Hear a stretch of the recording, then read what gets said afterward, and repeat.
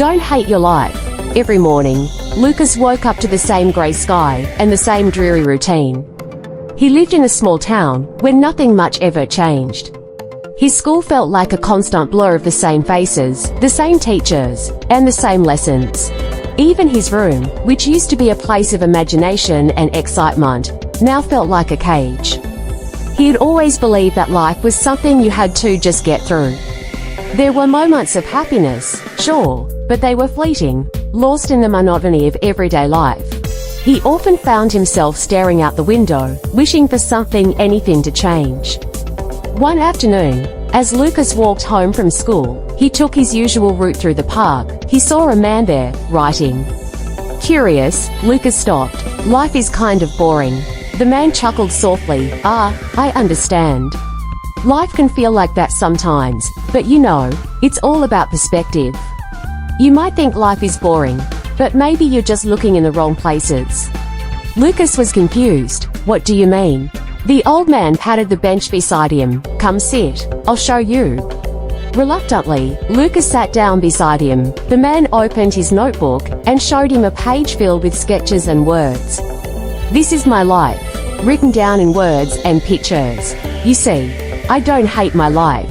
Every day is a chance to see something new, to feel something, to learn something. Even the small things like the way the wind feels on your face, or how the light changes at sunset are part of the story. Lucas thought about it. He had never really noticed those things before.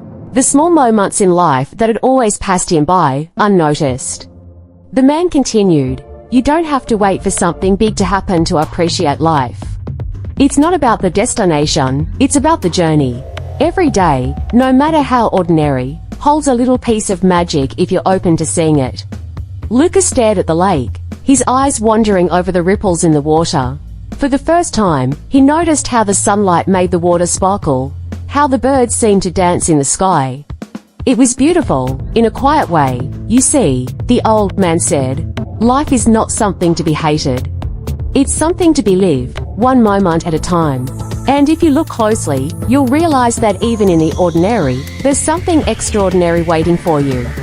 Lucas sat in silence for a while, letting the words sink in. When he finally stood to leave, he felt different. He didn't know how to explain it, but it was like something inside him had shifted. He understood now that life wasn't about grand adventures or waiting for everything to change.